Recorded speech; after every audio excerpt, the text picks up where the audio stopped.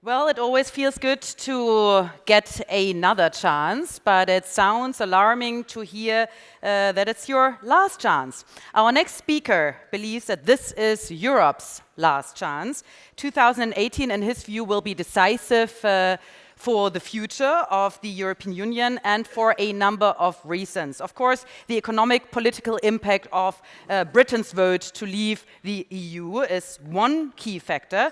Many see the Brexit as a disruptor for Europe. They fear that it will be followed by other exits, that it will trigger some kind of domino effect. After all, the Brexit seems to be only a symptom of deeper lying problems. Our next guest will talk about the root causes of Brexit and, more importantly, how to fix them. So let's hear how Europe can and should use its last chance from former Belgian Prime Minister and Brexit negotiator for the European Parliament, Guy Verhofstadt. Welcome.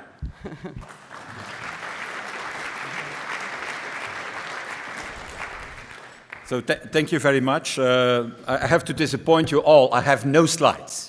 You got the slides.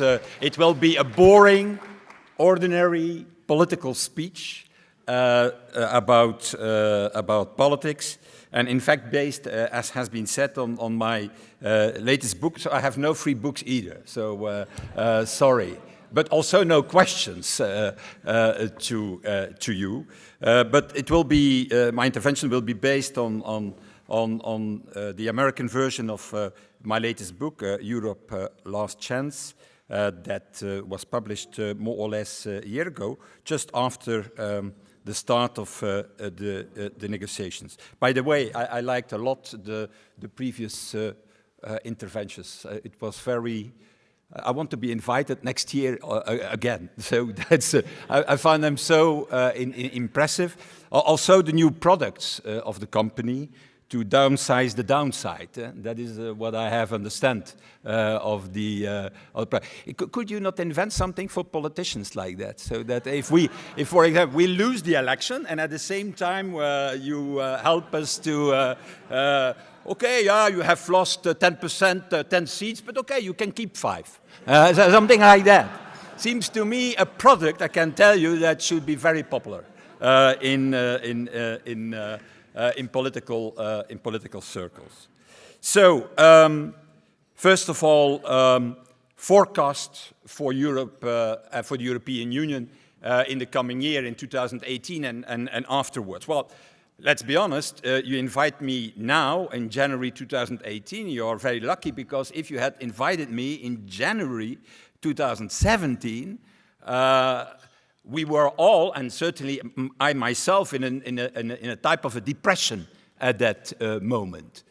Because everybody thought, okay, there is Brexit now, and there's going to be a domino effect. That's going to be followed by an exit, the Dutch going out, by a Dexit, the Danish going out, by a Frexit after the French presidential election, the French going out, and that will be the end of the story. And let's be honest, there are a number of representatives of Brexiteers, as we call them, who had made a bit on this, hoping that after Brexit there will be a sort of a movement in 2017 in the elections after Brexit and after the arrival of Donald Trump, because I think that goes a little bit together.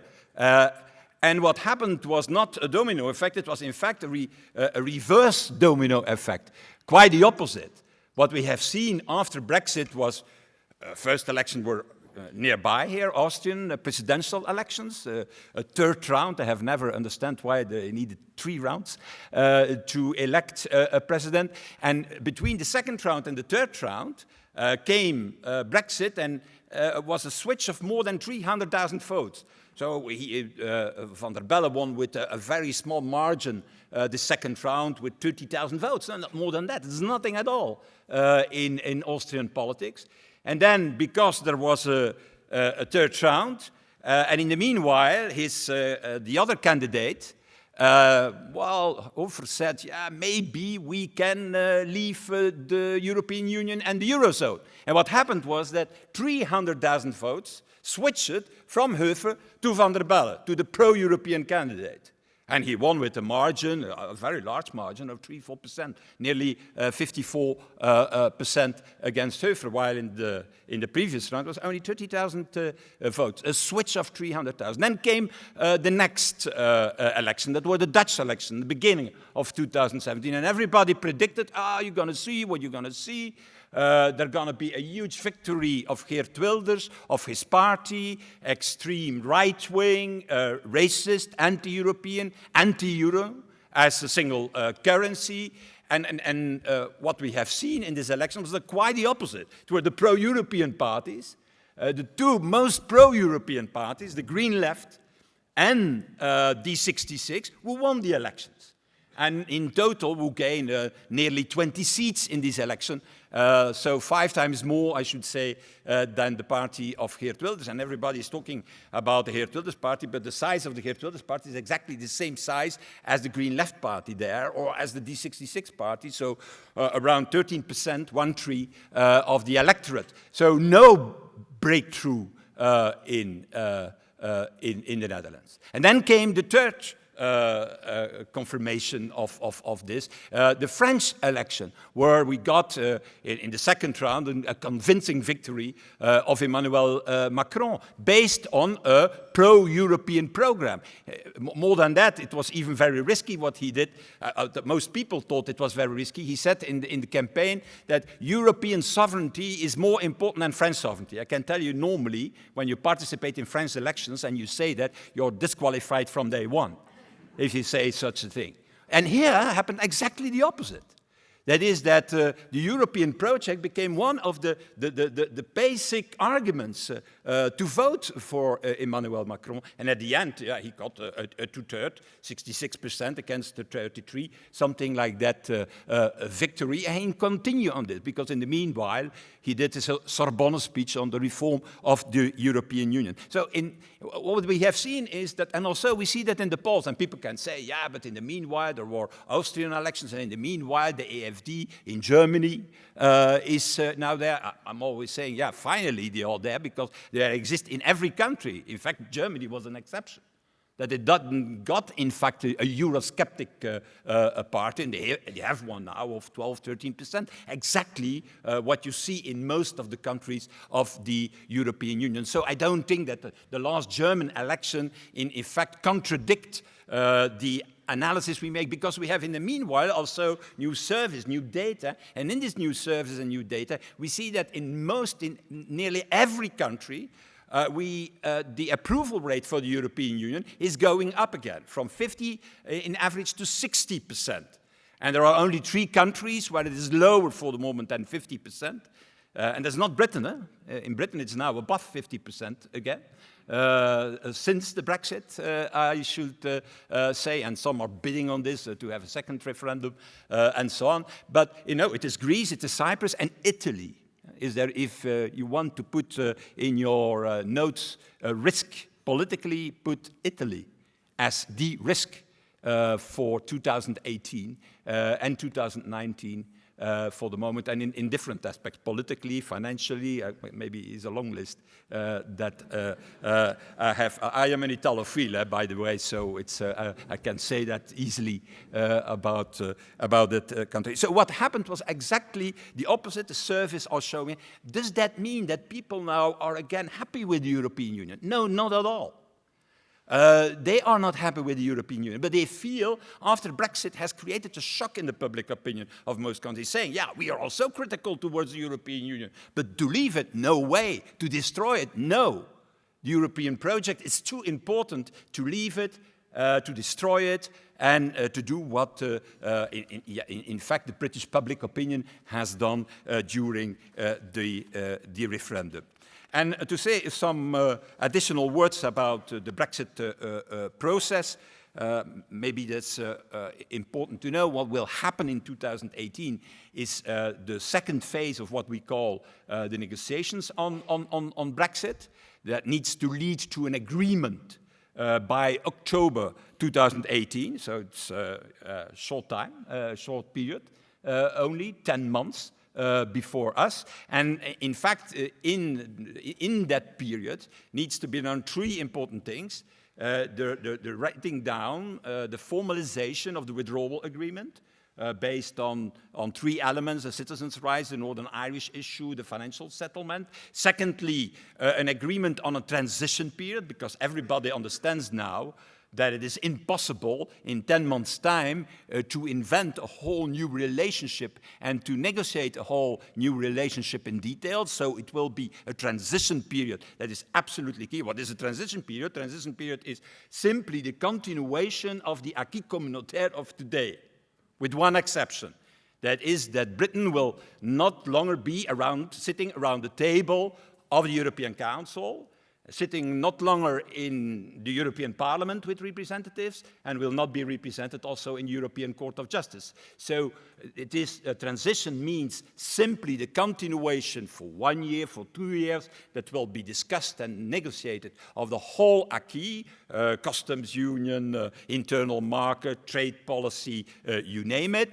But with one exception, there will be no political representation anymore of Britain in the different institutions of the European Union, it be the European Commission, European Parliament, the European Council, the European Court of Justice, and other institutions of the Union. And then the third element that will be necessary is a political declaration that describes what will be the future relationship between Britain and the UK.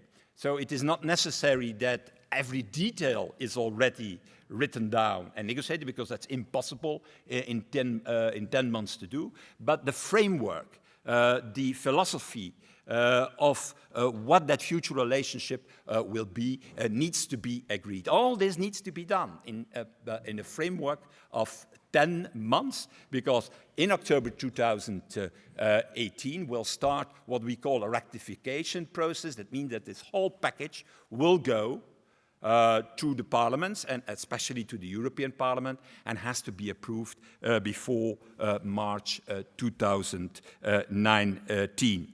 And if you ask me the question today, what will be that future relationship that will be described in that political annex of the withdrawal agreement, well, it depends completely on the other side, on the UK side, and on the red lines that they are for the moment putting on the table on that future relationship. If they say, for example, we want a close relationship, but we don't want anymore the free movement of people, or recognize the free movement of people. I'm talking of the free movement of people, Europeans, going to, I'm not talking about migrants coming from outside the European Union, I'm talking about Europeans going to the UK to work there, and I think in your sector there are certainly also a few of them. Well, if they don't longer accept that, then it is impossible, for example, to say, we're going to take Norway as an example.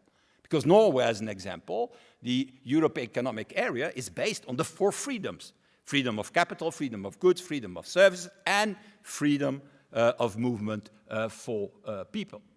That's the reason why you don't hear anymore about the Norway model. Because if Britain says, that's a red line for us, that we cannot continue with the free movement of people, automatically falls the example of Norway, and in fact also of Switzerland, even when the example of Switzerland is a more complicated model with, as we all know, historically built up in the past with a lot of tailor-made agreements. But if they at the same moment say, we want to have the possibility to decide ourselves on our trade policies, then also Turkey is not a model.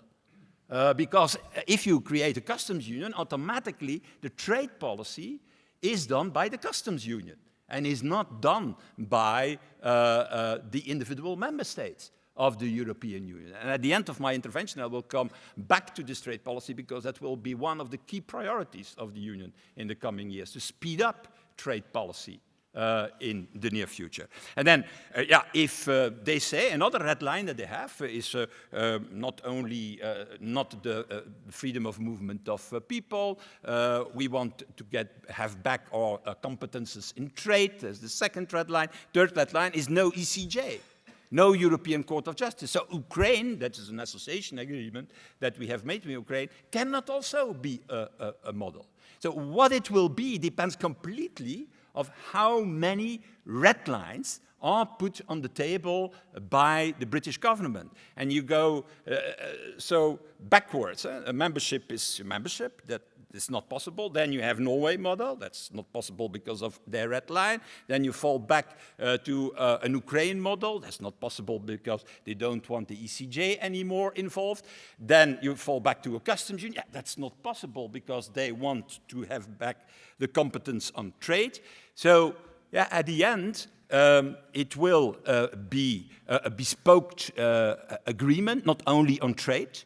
Our opinion is that next to trade, it needs also to tackle issues of thematic cooperation, research, for example, other issues like internal security and issues of external security and defense in the future. The red lines of the European Union, because there exist also red lines of the European Union, naturally, it's a normal negotiation. Well, these red lines are, there can be no cherry picking by the UK side.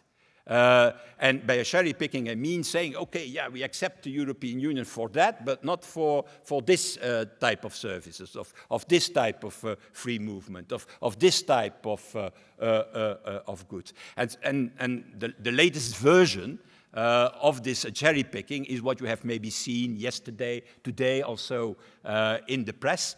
That is that there is an idea to say, oh, we're going to solve the problem. We're going to create 3 baskets.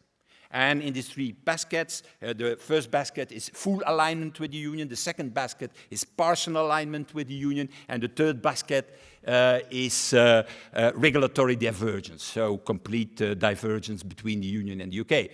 And that will be not acceptable for the union either, because you cannot accept such a system where, from the UK side, you're saying, oh yeah, here we like it, hop, poofed, in the basket, full alignment. Oh, this we don't like, hop. And you put this sector in the basket of the regulatory divergence. Oh, and here we have to discuss partial alignment. That is, in fact, a way of cherry picking that will not be accepted by the union. And secondly, what will certainly not be accepted by the union is a system or a status where the system at the end will be more favorable outside the union than inside the union. We're going to not make an agreement where everybody says, oh, that's a funny thing, that's interesting. We're going to also go out of the European Union because you have more advantages to be out than to be in the European Union. So that are the red lines. It will be not easy. I think finally that it will be possible to find an agreement on these 3 issues like I have enumerated them, but a lot depends, in fact, in the coming months on the red lines that will be put on the table by the UK side, because these red lines, in fact, will decide on what type, what model is possible for that new relationship. And that brings me to the second part of my intervention. That is that for us, Brexit is naturally also a moment to reflect on the European Union itself. Because, let's be honest, this decision by the British people and by the British citizens is a failure for the European Union. If a country like Britain is breaking away from a project of the European Union, it's difficult to say, oh, fine, that's fantastic. Now we are stronger in the future. It's a weakening of the European Union. And there is a reason for that. That is that this European Union doesn't work in an appropriate way. There are several maybe other reasons, emotional reasons. I will not go back to the reasons for the result in the British referendum. But what it is clear that there is a lot of criticism towards the European Union, and the European Union doesn't work very well. In fact, illustrate it, I make always the comparison between the way the Americans tackled the financial crisis and the way the Europeans tackled the financial crisis of 2007, 2008. The Americans were capable, with their federal system, immediately to intervene. In 9 months, 2 different administrations, so it's not a question of ideology.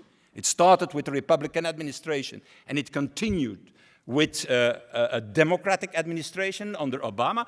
They were capable in 9 months to launch a 3-stage rocket to counter, in fact, this financial crisis. They did immediately TARP, Trouble Asset Relief Program, 400 billion, to clean up the banks, to clean up the insurance companies, and at the end they had still a little bit of money to use in more classic sectors of the American industry and economy. And we have to know that the last dollar have been paid back of this taxpayers' money to the American state. There is today no $1 public money anymore in an American financial institution or in an insurance company, and even the classic industries have paid back that money. So that was the first what they did. The second what they did in these 9 months, the second stage, was to launch an enormous investment program, covering the period 2009-2019. It's still running for the moment, for a staggering amount of $900 billion. And that started, so more or less 100 billion a year in 2009. And the third thing what they did is immediately the Federal Reserve Board quantitative easing, for a staggering amount of 1.2 trillion. In English, it's always more impressive when you say the 1.2 trillion. Quantitative easing, yeah, let's be honest, printing money and putting that in the economy to recover. That they did in 9 months. They were capable to do that. And then you compare that with Europe after 9 years. We are now 9 years after the start of the financial crisis. We have still not put in place all the instruments we need. We have still not cleaned up our banks in Europe. And from time to time, it's now more an Italian issue. Tomorrow it can be a German issue. I don't know. But in any way, the problem is not completely solved. Well, we all know that the first thing to do after such a crisis is to clean up your financial sector. That's at least, I think, the lesson to learn from the Japanese winter, in which their financial sector has been for more than a decade.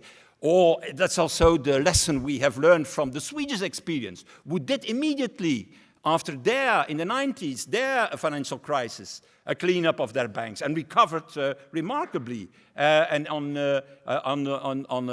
with a huge speed, I should say. So we have not cleaned up our banks.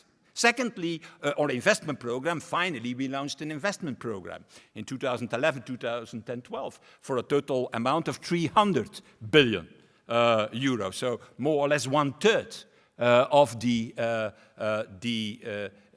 effort that has been made by the Americans. And quantitative easing, finally, the European Central Bank did quantitative easing, but at the end of the cycle, to avoid deflation, not to support the economy and to recover on a fast path. No, they did it at the end of the cycle to avoid bigger damage, and that was the deflation at a certain moment. So that's the difference, and you have to ask yourself, and that is the main task we have in 2018 and 2019, and for that reason it's so important what Macron is doing, because he's tackling that problem. You have to ask yourself how this is possible, how the Americans can do that in 9 months with 2 different administrations on a short-term basis, and we are still discussing about the question, is it Ferguson who is right or is it Krugman who is right?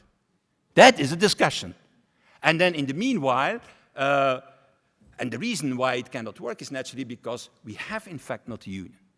What we call the European Union is, and maybe I have not to use that in Switzerland, but okay, I'm going to use it, it's a confederation.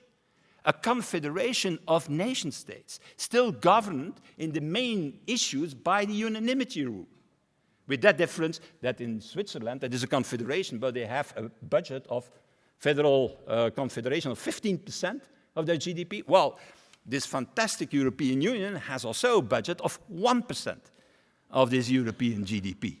And of this 1%, 80% are in fact transfers from states' contributions, GNI contributions to Europe, were going back immediately to the same member states. That's for 80%. So the real room of maneuver is 0.2% of the European GDP. And with this 0.2%, you have to pay your institutions, your civil servants, and so on, so that the real room of maneuver inside the European Union of this loose confederation is 0.16% of the European GDP. That is the reality. And because of the unanimity rule, what happens in a confederal system where there is a unanimity rule on the main decisions, if one country can be, for example, the true Finns in Finland, find that this or that is not possible, the whole system is broken. That's the reason why the European Union always acts too little, too late, and is too moderated. And secondly, that's also the reason why the banking union is today not fully in place. Because all these decisions have to be taken by unanimity, even when in the treaty, for example, we say that it is by qualified majority, we shall nevertheless try to do it by unanimity. It's always better, you know, to do it by unanimity in the European Union. So when in a confederal system, as the European Union, half of the heads of states and government wants to follow Ferguson, and half of them wants to follow Krugman, what is happening? Nothing is happening. There are no political choices made at the right moment, at the moment when we have to react, for example, against the financial crisis. So the main problem of the European Union is, in fact, an institutional problem, a political problem. We are not fit for purpose. We cannot act immediately in a world that is globalized and that asks from the politicians immediate action and not an action, okay, do it within 3 years, within 4 years. Within 3 or 4 years, the world will be completely different already. So your reaction is always too late. And I know that's very difficult to explain even to politicians that the problem is politics. But there is a good book, and maybe it's an interesting suggestion to, if you need another professor for next year. There are two Americans, Akamoglu and Robinson, in that famous book, Why Nations Fail. They had already described that it's not about economics stupid, to use that term, that famous term of Clinton. It's about politics stupid. If you don't have the right institutions, if you don't have a good system of decision-making, you will fail also economically. And that's also, in my opinion, the big reason of a lot of problems in the big risk country where we are talking about for the moment, and that is Italy. So the main task we have in the coming 2 years is to fix that. First of all, to end definitely in all matters unanimity ruling inside Europe. And secondly, to create a system of decision-making that it's a normal system. Not the system that we have today with a council and a commission controlled half and half by a parliament. I make always the comparison with the US. Can you imagine one moment that the US should be governed like the European Union? How should that work? First of all, we should have not one president, but 3 presidents. So you can imagine 3 Obamas versus 3 Trumps in tweeting every day. The second, what should happen is that this is not the American administration or the American government or the American president who should govern the United States of America. It should be the 50 governors of the US coming together 4 times, 5 times, 6 times a year in Washington, deciding on all main topics of the United States of America. And it's sufficient that there is the governor of Alaska raising his hand and nothing should happen. And the third, what should happen is that states can have opt-ins, opt-outs, escape to the policies. For example, California is saying, well, look at the dollar, a fantastic currency. We like it, but we're going to stick to the former Spanish peseta, peseta who was applicable until midst of the 19th century there. Or, for example, Florida saying, well, the American Border and Coast Guard, fine organization, but not for me. We're going to do it ourselves. Or, for example, Minnesota and another saying the FBI, great, it's absolutely necessary, that agency, but not with us. We're going to do it ourselves. That is what is happening in the Union. The Union, there is no one Union. Everybody thinks maybe in Switzerland, there is the European Union. Forget it. There are 28 different unions. There is the union of the euro. There is the union of Schengen. There is with that specificity, and here in Switzerland, they know it very well, that member states are not obliged to participate in all policies, while outsiders can participate from outside the European Union in these policies. And then we have to explain to the public opinion how well works the European Union. That has to end. And so we have a unique opportunity now, a unique opportunity because of Brexit, we can start to build up such a reform agenda, and you feel for the first time also bigger support in the public opinion about that. We have surveys about this. People are saying, yeah, well, what you are telling, and I'm going to continue a little bit on the other reform that are absolutely needed on the economic field. But many people are saying, and maybe also there are people here in the room thinking, yeah, but the public opinion in Europe doesn't want that. They don't want a more integrated. It's not true. When in every survey, in every Eurobarometer of the last 3-4 years, a majority of people, sometimes even more than 70, even more than 80%, are asking for more European action. For example, in the fight against illegal migration. For example, to strengthen the foreign policies of Europe, to solve unemployment or to fight against unemployment, against uncertainty. There is a request, but they are still very critical towards this union because this union is not delivering that. So there is no lack of confidence of the public opinion. No, there is not that European project that can convince the people. And so what's happening now with, and for that the election of Macron is crucial, is that in France, who is not always the most easy partner to reform the European Union, because there are many people there who are still thinking, yeah, France leading the European Union, that's what we want, but that's not the European vision in any way. Well, now we have in France somebody who is saying, no, European sovereignty is more important than French sovereignty. A number of problems can only be fixed on the European level, and we have to do it now, certainly in a globalized world, instead as doing too little and doing it too late, as is the case today. And this agenda is a long agenda. And in fact, you can ask yourself, yeah, and why you are not starting? Well, yeah, we are waiting also a little bit on our German friends to have a German government so that everything is in place. And what is so interesting, what we have seen now the last years, is a change in the role by the two big countries, France and Germany. Normally, Germany had always the tradition of to be pro-communitarian, pro-integration, willing to go forward, and it were the French who had the more intergovernmental opinion and approach. That has changed now, in fact. And I think that has to do something with the German reunification, that since that moment, these roles have been changed between, but you need both of them, like you need also the others and the other member states to have the reform agenda going forward, moving forward in 2018 and 2019. What is this reform agenda? The reform agenda, I said it already, institutional changes. I don't want to go more in detail, but mainly the end of unanimity ruling, unanimity decision-making in every sector, in every field. Secondly, it needs the completion of the internal market, because let's be honest, I think I was very pleased with your examples, and you have given 2 or 3 times Spotify as an example. I have another slide that I have not with me, unfortunately, where I show the 20 biggest high-tech companies worldwide. And I show the 20 biggest internet companies worldwide. And there is no European company, not in the first file, not in the second file. They are all American or Asian. And then you ask your question, how is that possible? Are there no longer brains in Europe? No, there are sufficient brains in Europe. The problem is there is no market for it.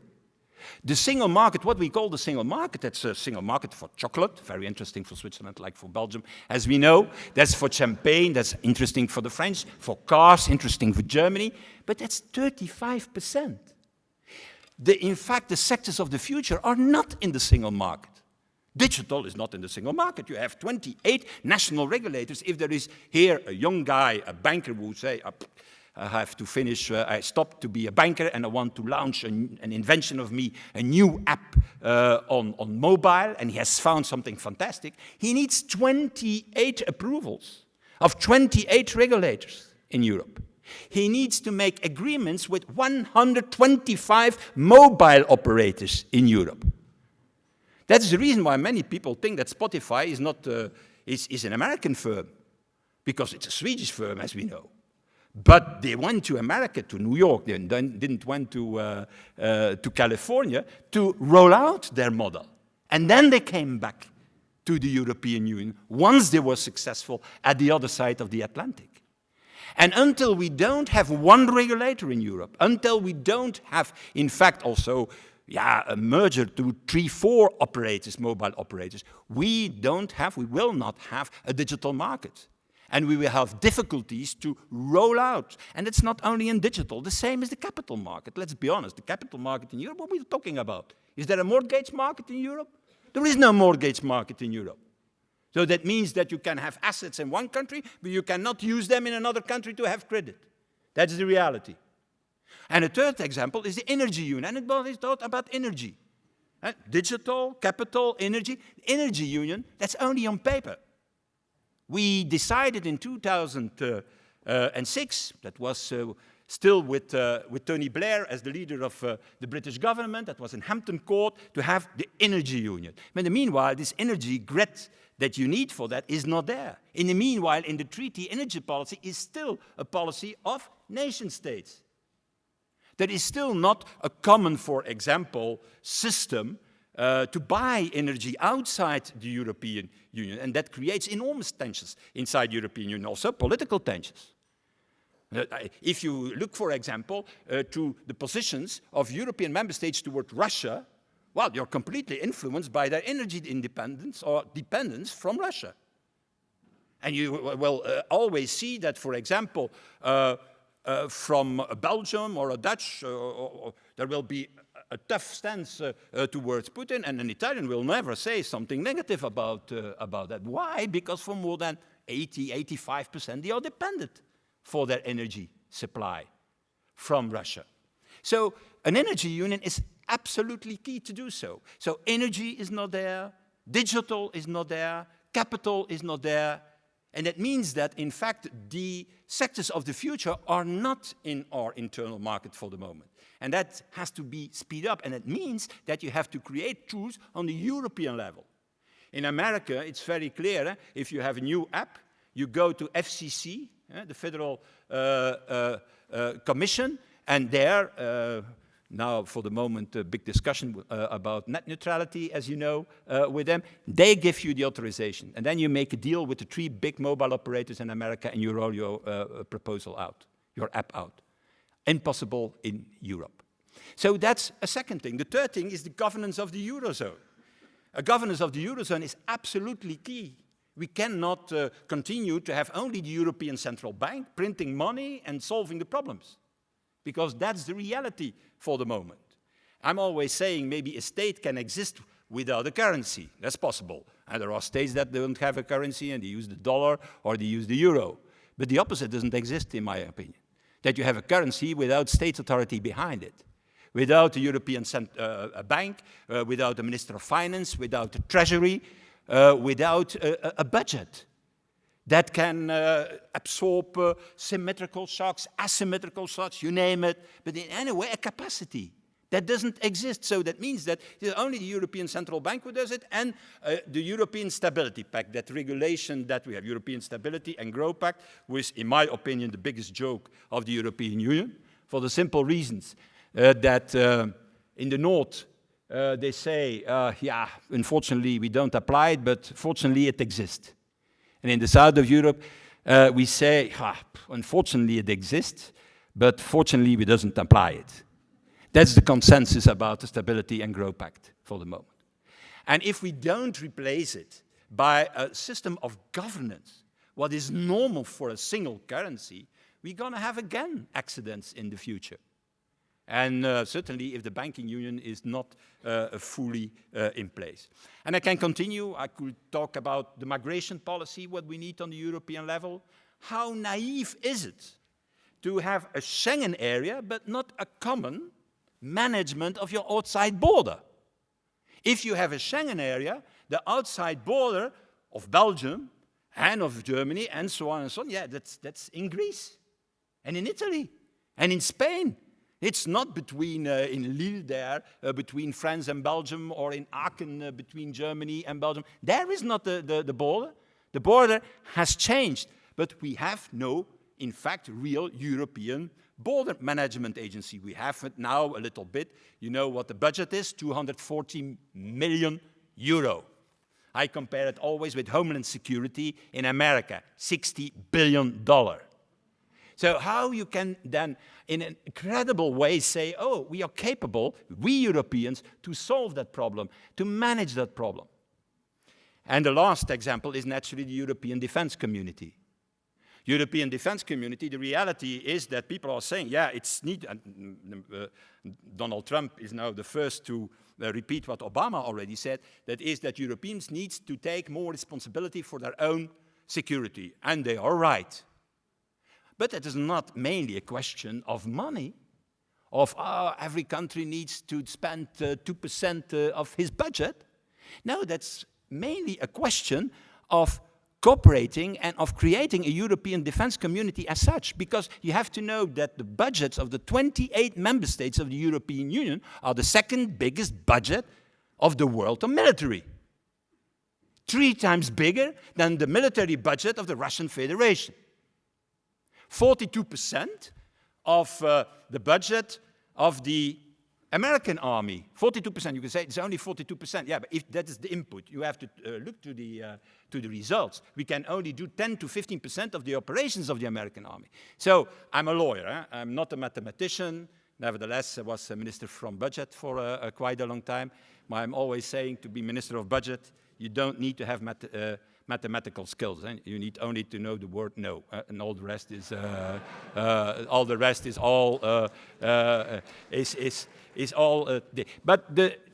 so I have not the skills, but I know one thing. If you spend 42% of the American budget and you can only do 10 to 15% of their operations, you are 3 times less effective. Why? Because we are duplicating everything. And we think with an inflation of corporations, between the Netherlands and Belgium, between Germany and France, between Italy and France, between the Scandinavian countries, between the Baltic countries, we can solve the problem. No, we cannot solve the problem. There needs to be a proper defense community, and this defense community that was, refused by the French in 1954, quite a long time ago. So it's important that now it are the French who, against, in fact, their old tradition, come back with the idea and saying, yeah, we need to do that. If there is money to save in Europe, if there is power to gain, if there is influence to build up in our neighborhood, there is the next big reform to make in the European Union. So all this will be on the table for the first time in 2018, while before 2018, in 2017, we had all fear, and people said, yeah, don't talk about it. If you talk too much about a more integrated Europe, you will fuel even more the populist, even more the nationalist, even more the Eurosceptics. If you criticize, because I'm more critical, I think, towards the European Union than all the Eurosceptics together, in the way it works today, only my conclusion is different. My conclusion is in that the world of tomorrow, globalized, only a European Union of a federal type will survive the next crisis. Thank you very much for your attention. Thank you.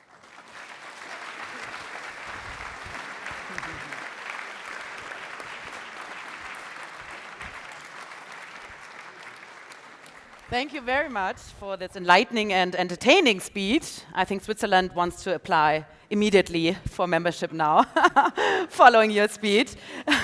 Let's get in the middle of the stage, Guy. Perhaps you can use this microphone to answer just a few more questions. Perhaps first of all, let's go back to the Brexit. Just last week, Tony Blair, former Prime Minister, of course, and Labour Party leader, said that Britain's exit from the EU was by no means a foregone conclusion, and he urged Europe to be open to the possibility that Britain could change its mind about leaving the bloc. What do you make of it? That's a scenario in which we don't work.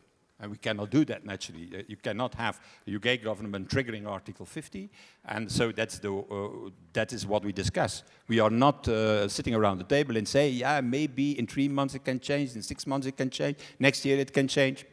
Who knows? So we are not working with scenarios behind in our heads. We are working based on the treaty and on what is in the treaty. That is, when a member state is triggering, that we have to start the process that we have started more or less 1 year ago. Okay, so an exit from the Brexit is no option then? No, in any way, that's not our point. That's a point that has to be made in Britain. That's not a point that you can make with the European Union. It's not the European Union who can say, oh yeah, let's try again. No, that's not our business. We have to respect the decisions that are coming from the official representatives from the UK. That's the legal order in the European Union, and we have to respect this legal order. If there is a change in mind, that will be a case for Britain itself. It's not a scenario with which we are working every day, and that guides us. No. Well, as the chief negotiator, give us a sneak peek into what's going on behind the curtains. How painful are these negotiations really?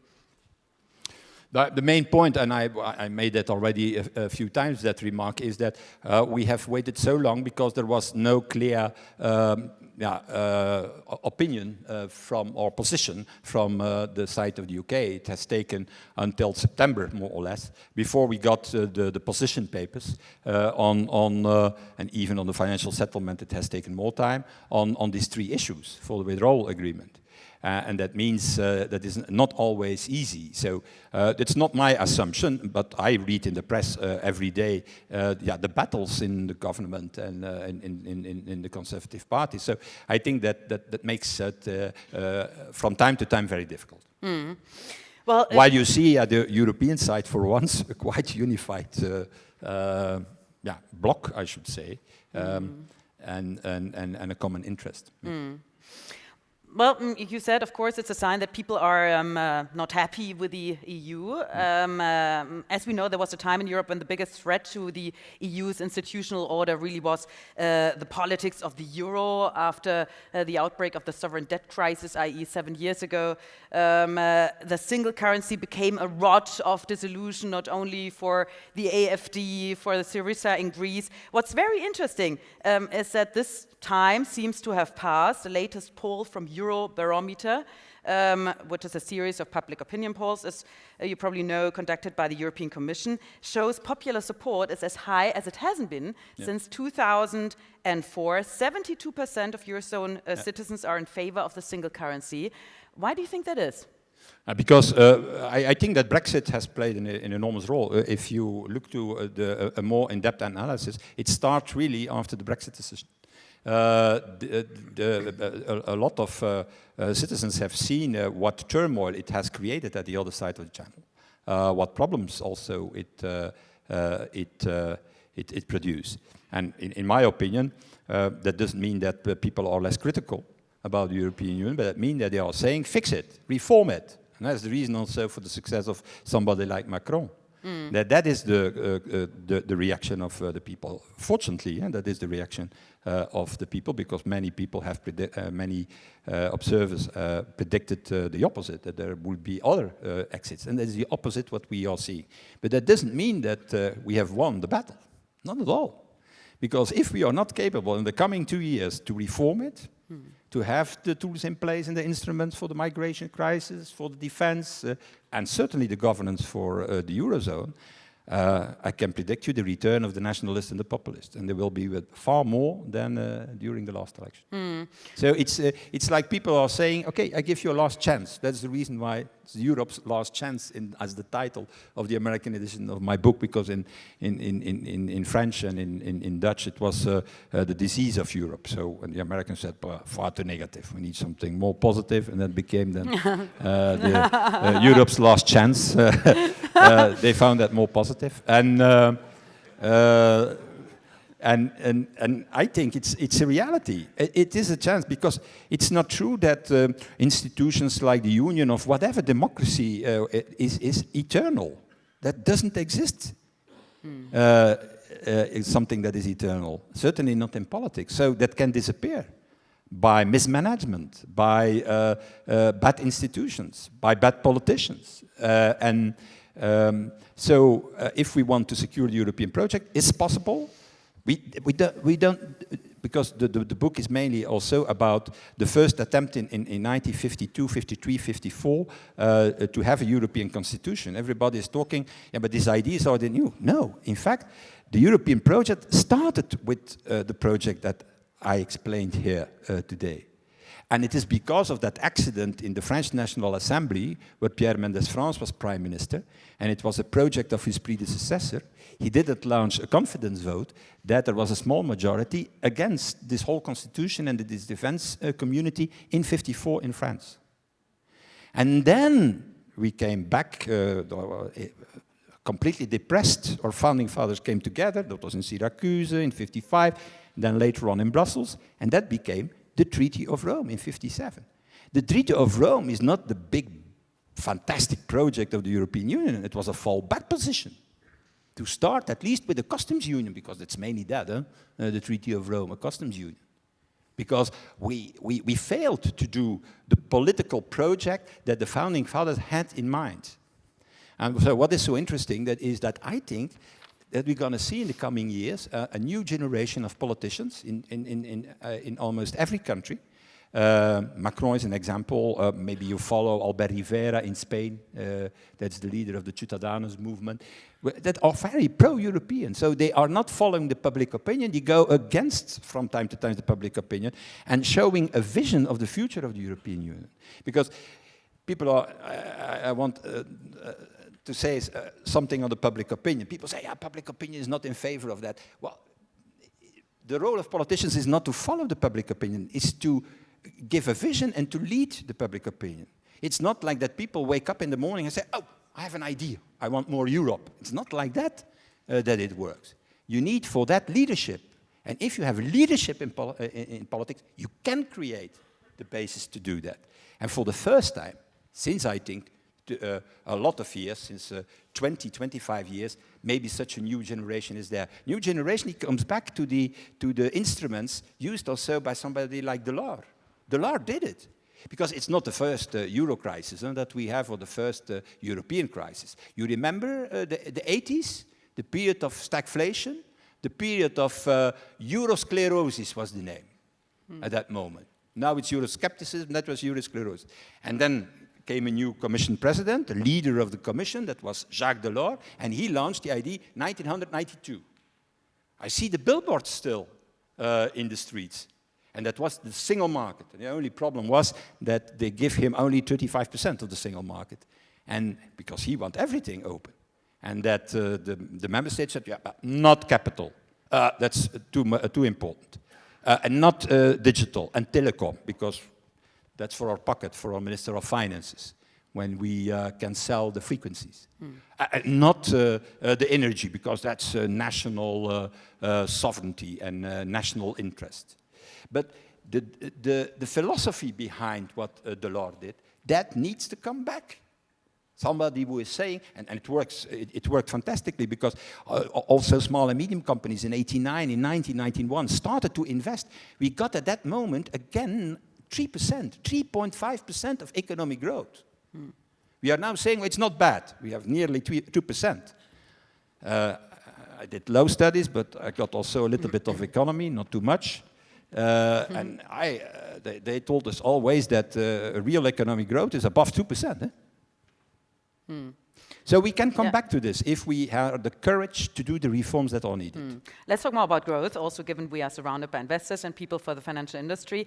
You mentioned the Federal Reserve. Many people argue that the fact that the US economy and US banks recovered much faster from the financial crisis is largely due to the politics of the Federal Reserve. The QA. But I think that TARP has played an as important role. I think there is one lesson that you know better than everybody. The first thing to do when there is a crisis, so for example, mainly a real estate crisis, a mortgage crisis and so on, is to clean up the sector. That's the first thing to do. And I'm always comparing, I did it also in my intervention, the Japanese experience with the Swedish experience. They're a good example to see if you do it immediately, because the Swedish, they nationalized banks and then later on they privatized them again. And all this didn't happen in Europe. In Europe, we are still in the idea. We did a whole panoply, the LTROs, now the quantitative easing, and so on. But you need to do the main thing, and that was TARP. Clean up your banks from day one, because if you want to recover the fastest as possible, the credit has to revive. Investment has to revive.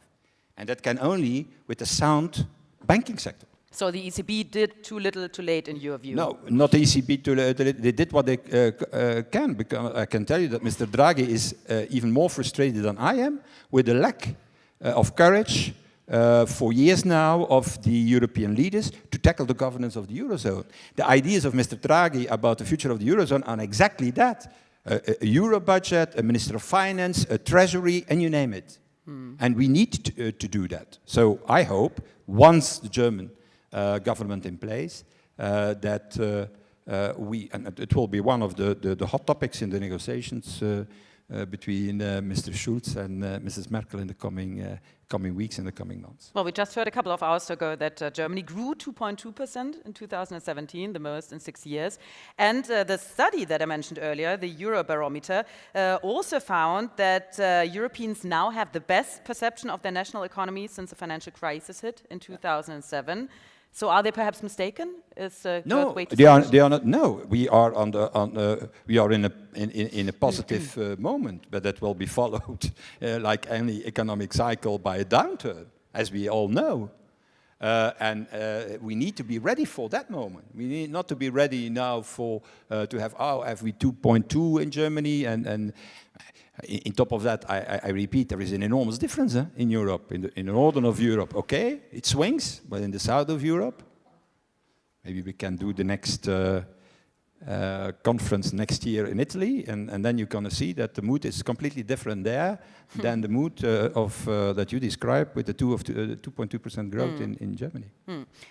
Questions from the audience? Anyone here? And if you could hand a microphone.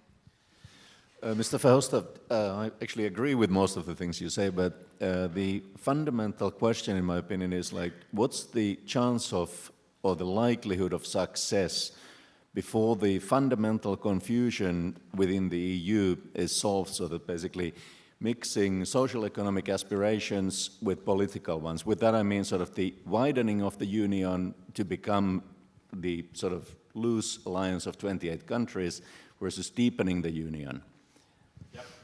So the deepening is absolutely the key, and there are many people who are criticizing the union. They said, yeah, you have more invested in enlarging the union, in the extension of the European Union, than in the deepening of the union. And that was a mistake. You needed first of all to deepen on a number of issues, and only then to do your extension. I think that criticism is right.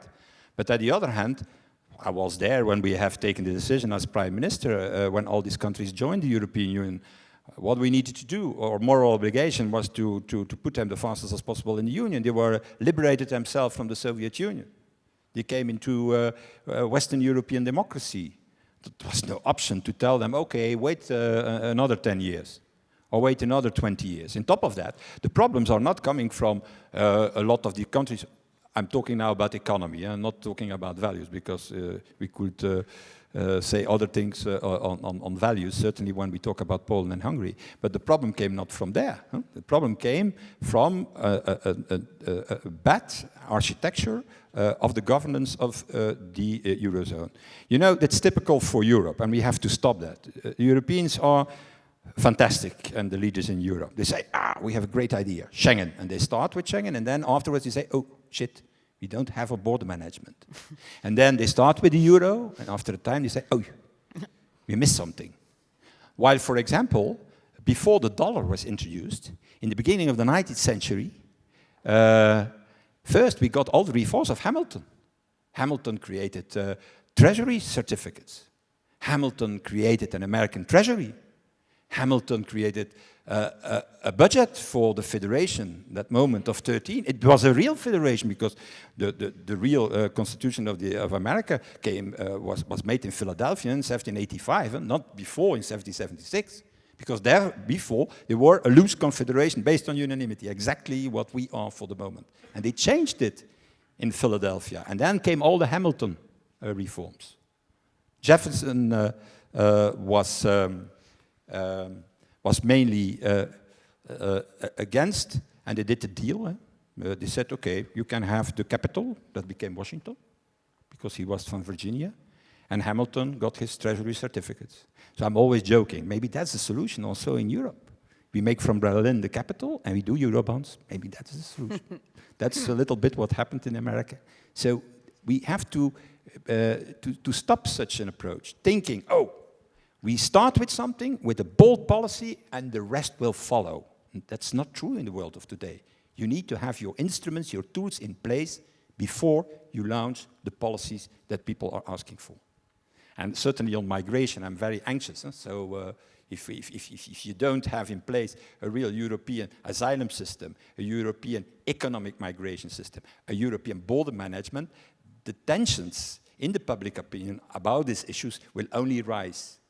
And the problem is that people are pointing the finger to whom? To Europe.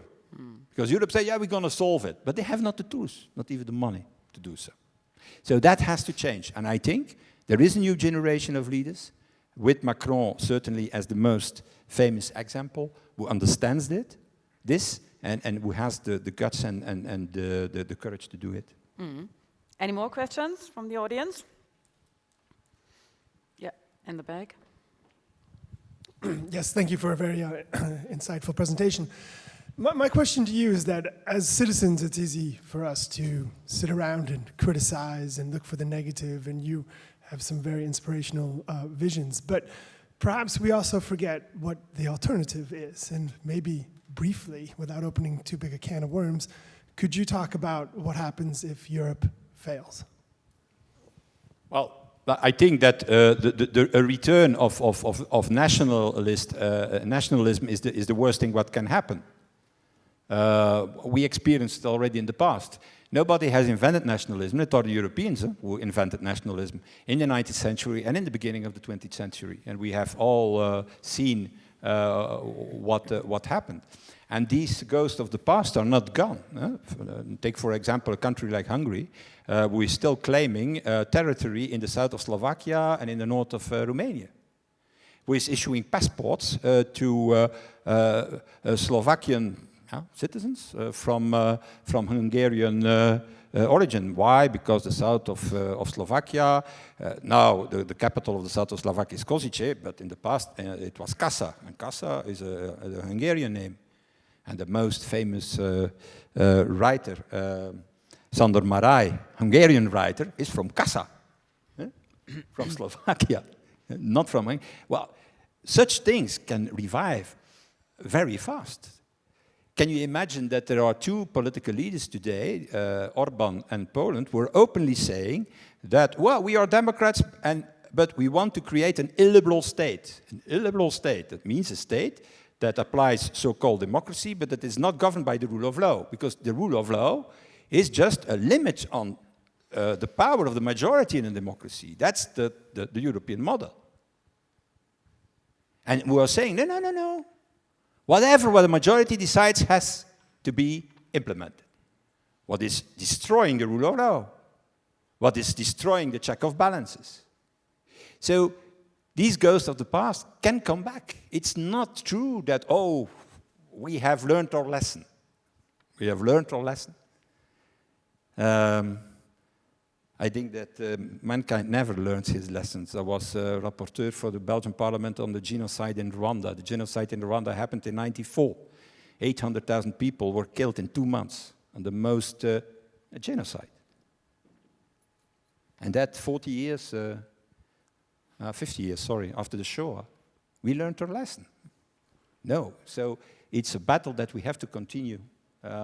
Fight against nationalism, fight against populism, and showing that in the world of, let's be honest, towards China will become the biggest economy, towards India, towards the US. The only way to do is an integrated bloc of the European economy. We're going to have huge battles about environmental standards, about labor standards. If we don't do it as a European Union, that's a part that I had maybe forgotten. I promised that I should talk about trade policy. That's also one of the key priorities on the agenda. Now to speed up trade deals. With Canada we have one. In the coming weeks, normally in the coming months, Japan will be finalized. We opened with Australia, with New Zealand, with Brazil, with India.